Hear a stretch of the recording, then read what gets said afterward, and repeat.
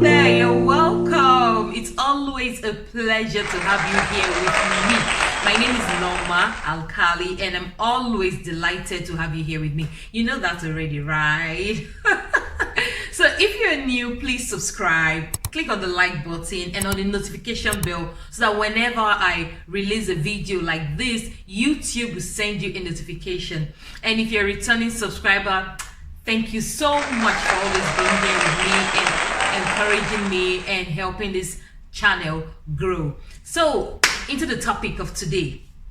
You know, last week we spoke about abuse, and today we're going to be talking about physical abuse, because a lot of people don't understand. You know, we spoke about 6 different types of abuse last week, and today I'm going to be talking about just one type of abuse, which is physical abuse. Why am I talking about physical abuse? Because that is the most common. Like everybody, when you hear abuse, that's just what comes into their mind. Like, physical abuse, the person was this and that. So I'm going to talk about it today, and as usual, feel free to comment so that we can have a discussion and let's know what you think and rub our minds together and learn from each other. Now, what's physical abuse? Physical abuse is any intentional action of actually inflicting pain on someone, causing bruises, injuries, and sometimes, in extreme cases, death. Now, physical abuse does not happen to just a particular sex. It doesn't happen to just females, and it doesn't happen to just males. Physical abuse records have shown that even babies that are immobile, they can't move, they can't speak, have been physically abused. So when somebody actually raises their hand on you, when somebody actually deliberately, it's not an accident, the person deliberately just takes your hand and begins to hit you so hard for no reason or at the slightest provocation, or the person, we've had cases whereby somebody actually uses sharp objects. Some go as far as using things like iron, hot water. The list goes on, and the stories are so gory. I don't want to go into details because honestly nobody wants to hear that. Now, in the cases of physical abuse, sometimes the victims are too scared to speak up. Yeah, they are so scared of the abuser. They are afraid that the abuser would leave them. They are afraid that their life is nothing without the abuser because they built their life around the abuser. Now, sometimes it happens in adults, not just children. Yes, I know for a child it's really complicated because some children can't even speak and express and explain themselves to someone and say, okay, this is what I'm going through. But even in cases of adults, we have some adults that have been in abusive situations for years and they just did not speak up. So for children, how do we know that a child is being abused? Because we've had cases whereby the abuse was happening at home, and we've heard cases of the abuse happening at school or in the playground or different areas in life.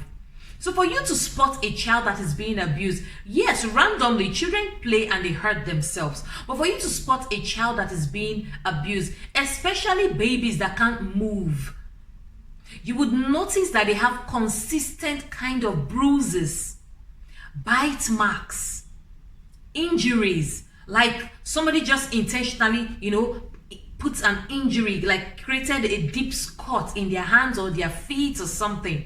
Sometimes they have inexplicable swellings on their head. Now, this happens in children and also adults. The cases of adults is even more tricky because sometimes the adults, they cover up the injuries. They cover up these bruises. If it's in their eyes, they wear shades. If it's on their body, they wear long sleeve clothes. Now, when you know that somebody is being abused, sometimes they are always people, they look like they're docile. Any little thing, they are afraid. Like, what's going to happen next? I hope I didn't say something wrong, And another thing is that the person that is abusing them, whenever the person comes around, you find that even if it's a child and even if it's an adult, you find out that the person becomes very uneasy around the abuser. For cases of children, please, parents and guardians, be observant. If the child is acting funny around a particular person, don't sweep it aside and say the child is just being childish. Try to find out why the child doesn't want to go close to that person. It could be their caregiver. It's sad to say, but sometimes it can even be parents. So teachers also have a role to play to observe what actually is making this child to act this way or that. Now, in the case of an adult, sometimes their colleagues at their place of work, sometimes their neighbors, sometimes their family members are the ones that raise up the alarm and let people create the awareness and let people know that this person is being abused. So if you know anybody that's being abused, do your best to help the person out of the situation. Counsel the person. You can actually refer the person to a therapist, but do your best not to leave the person in that situation, because sometimes extreme abuse leads to death. Now, when a person is being abused, for an adult, what do you do when you're being physically abused? Because we're going to be talking about emotional abuse, psychological abuse, and a whole lot. But today, I'm just focusing on the physical abuse. Now, what do you do as an adult if you are being physically abused? First of all, as an adult, you should understand that you are made in God's image and in His likeness. Your body is His temple. So nobody has taken their time to create or build something and want somebody else to destroy it. God took His time to create you. He doesn't want anybody to destroy you. So do not believe any lie. In fact, anybody that lies to you that he or she abusing you is because they love you is a lie from the pits, the darkest pits of hell. So if you're a teenager or you're an adult and you're experiencing abuse, first step is understand that everything the person says about you to manipulate you is not true. The person may say you are ugly and without them you can do nothing. Understand that you're beautiful the way God has made you. You may not be perfect, but the way He has made you is perfect and beautiful for you. Understand that you are God's temple. You should not be physically abused, beaten, battered to the extent that you throw up, you hate yourself, you are afraid, you're living in perpetual fear. No, that's not God's plan for you. Another thing you should do when you realize that you're being abused, speak up. Speak to trusted people. It could be friends. It could be, you could go online and research therapists within your area, but speak up. In anything, please don't keep quiet so that you can be able to get help. Even if you're praying about it that the Lord should send help for you, you have to apply works to your faith. Research for people. Who are the therapists within my vicinity? Where are the NGOs or associations that are actually made to help people in my area, people that can help fight abuse for me? Another thing you should also do when you're in an abusive relationship is to separate yourself from the person. Please and please, don't stay there and keep thinking the person will change. The person cannot change until the person has gotten help.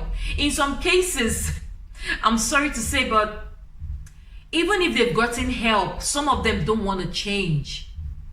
And you need to be alive to create any change or any better life for yourself. So don't give up. Separate yourself from the person.